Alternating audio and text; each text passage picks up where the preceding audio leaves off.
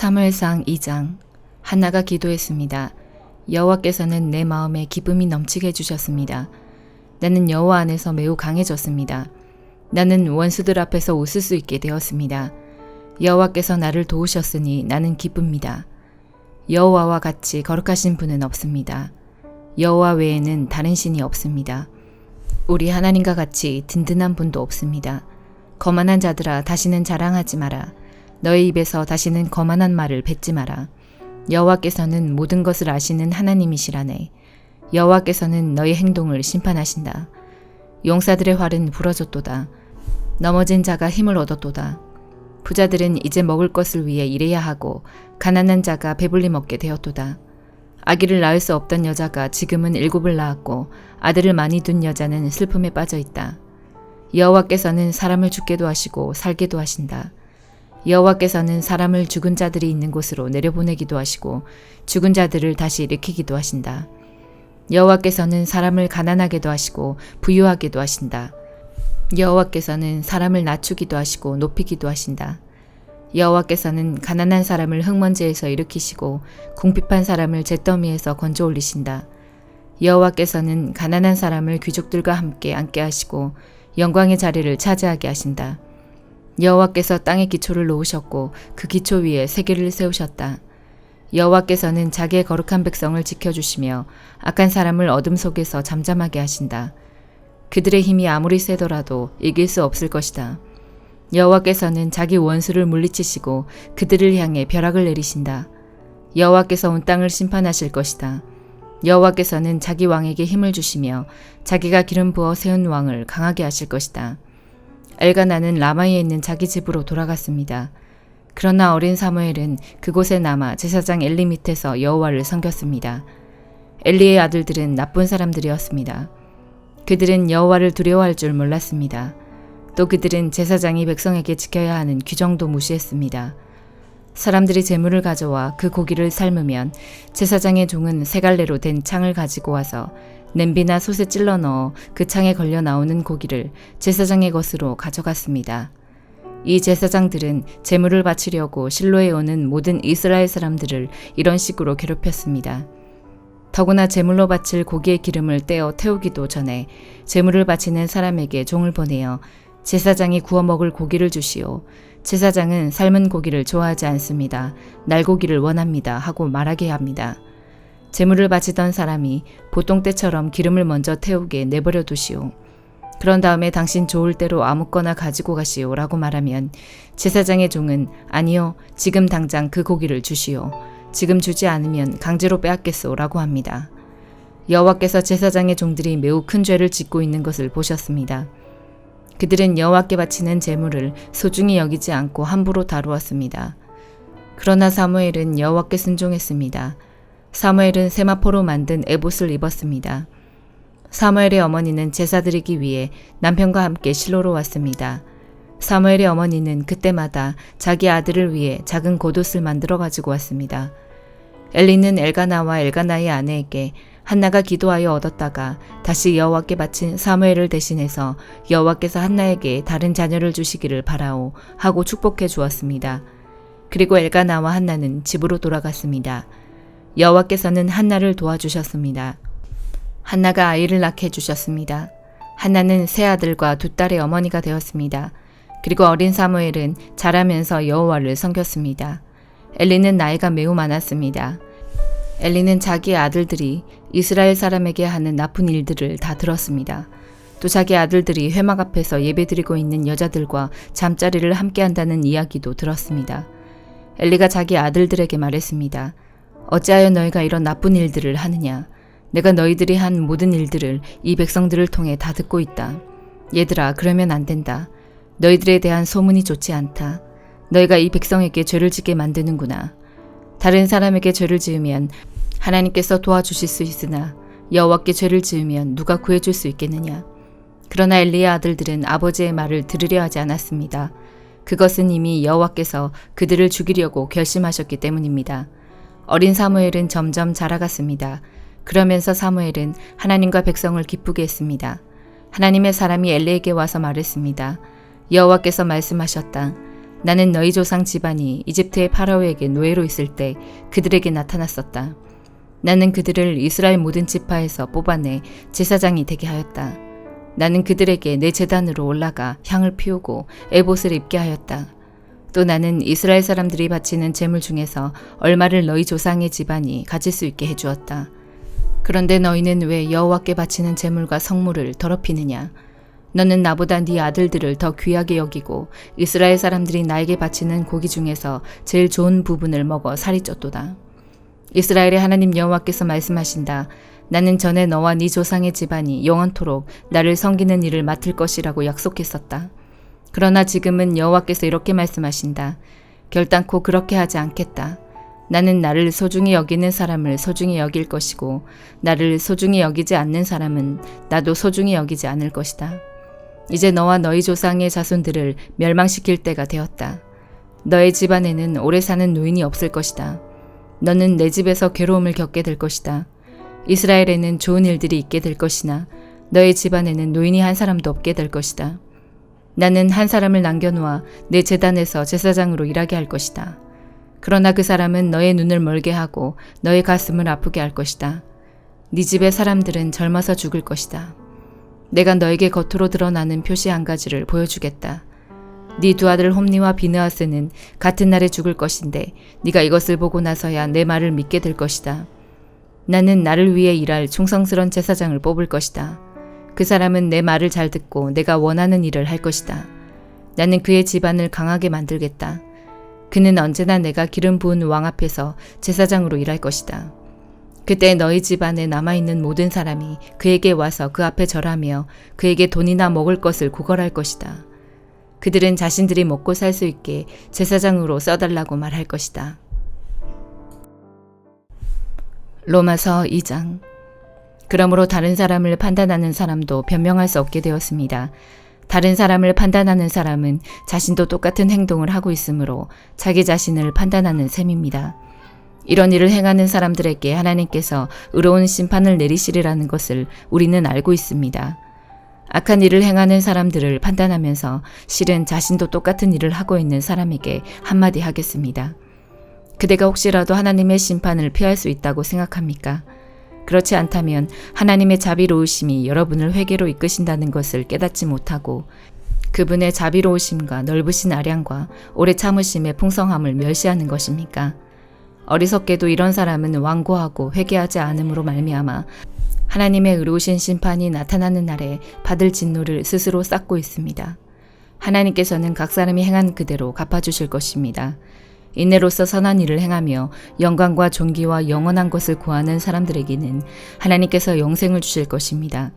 그러나 이기적인 욕심만 가득하여 진리를 거스르고 옳지 않은 것을 따르는 사람에게는 하나님께서 진노와 화를 내리실 것입니다. 악한 일을 행하는 모든 사람에게 환난과 고통이 있을 것입니다. 유대인으로부터 시작해서 이방인들에게 이르기까지 그러할 것입니다. 그러나 선한 일을 행하는 모든 사람에게는 영광과 존귀와 평강이 있을 것입니다. 유대인으로부터 시작해서 이방인들에 이르기까지 그러할 것입니다. 그것은 하나님께서 모든 사람을 차별하지 않으시기 때문입니다. 율법을 모르는 사람들이 죄를 지으면 율법과 상관없이 망할 것이요. 율법을 아는 사람들이 죄를 지으면 율법에 따라 심판을 받을 것입니다.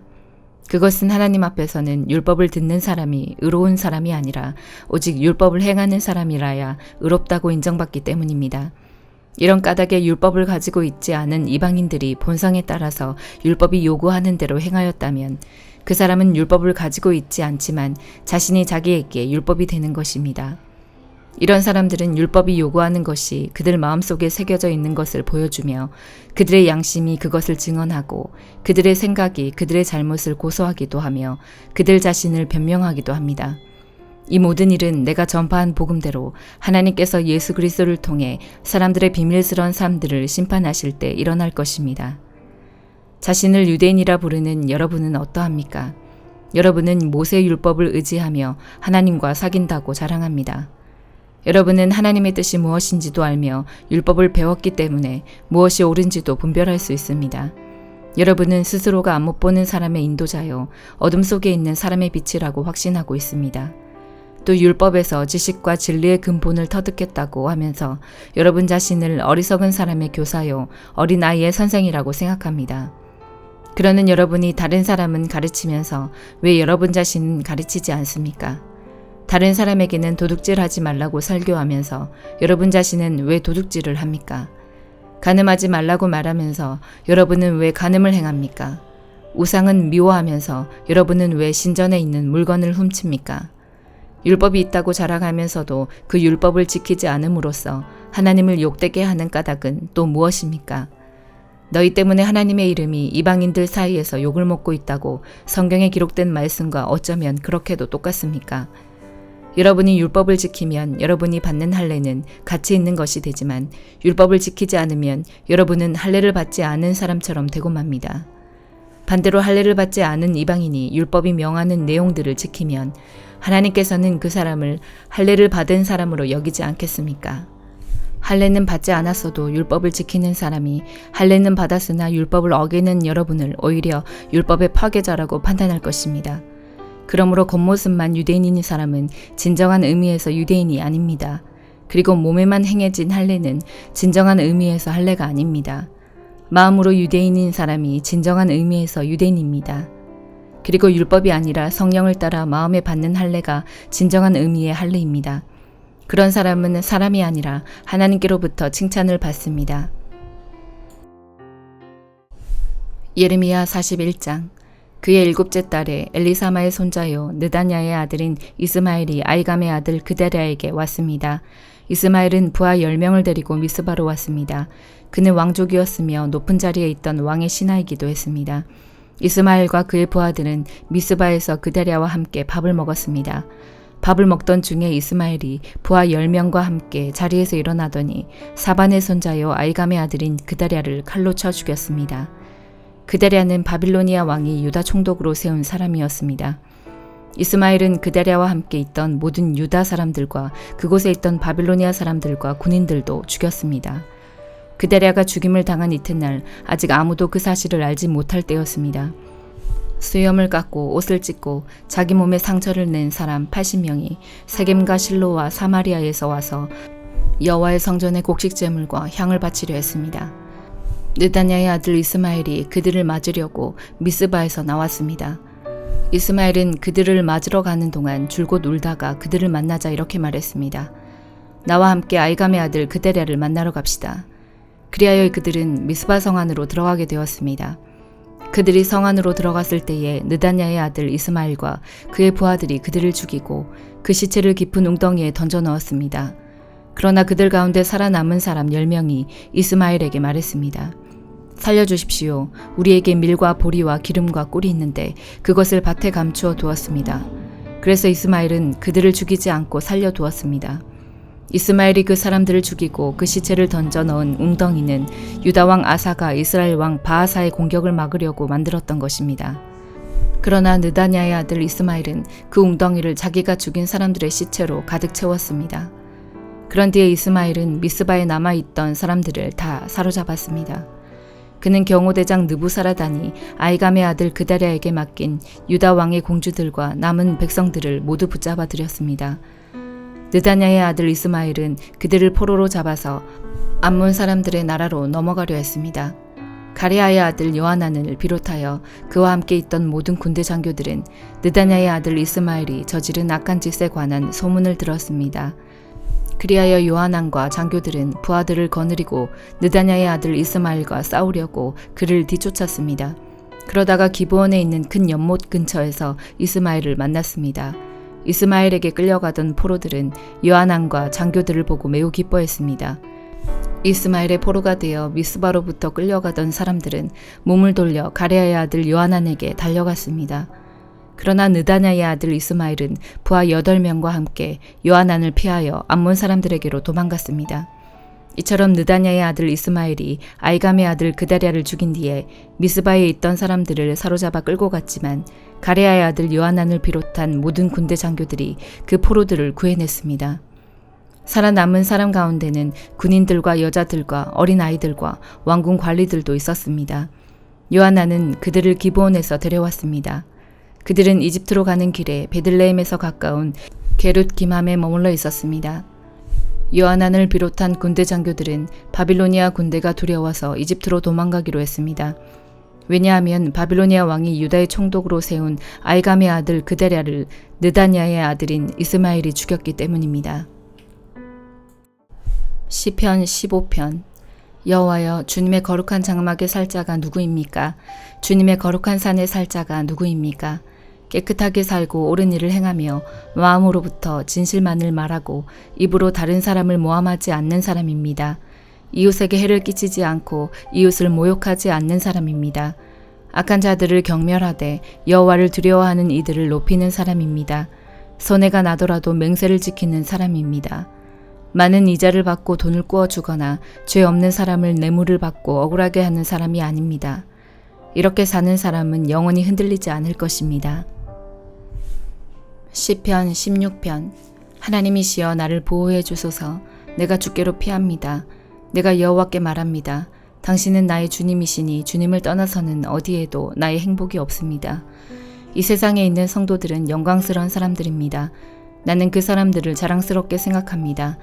그러나 다른 신들을 따라가는 사람들은 커다란 쓰라림을 맛볼 것입니다. 나는 그런 우상들에게 피의 잔을 바치지 않겠으며 그 이름조차 부르지 않겠습니다. 여호와는 내가 받을 재산과 마실 잔을 정해 주셨습니다. 여호와는 내가 받을 몫을 안전하게 보호해 주십니다. 주께서 주신 땅은 매우 좋은 곳입니다. 정말로 나는 아름다운 몫을 받았습니다. 여호와께서 내 갈 길을 보이시니 내가 여호와를 찬양합니다. 밤에도 주께서 이끄심을 마음으로 느낍니다. 나는 늘 내 앞에 여호와를 모셔두었습니다. 주님께서 늘 내 오른편에 계심으로 내가 결코 흔들리지 않을 것입니다. 그러므로 내 마음이 기쁘고 내 목소리를 높여 주님을 노래합니다. 내 몸이 편안히 쉴 수 있습니다. 그것은 주님께서 나를 무덤에 내버려 두지 않으시고 주님께서 주님의 거룩한 자를 썩지 않게 하실 것이기 때문입니다. 주님께서 내게 생명의 길을 보여주셨으니 주님의 앞에서는 나의 기쁨이 항상 넘치고 주님의 오른편에 있으면 언제까지나 기쁨을 맛볼 것입니다. 아멘.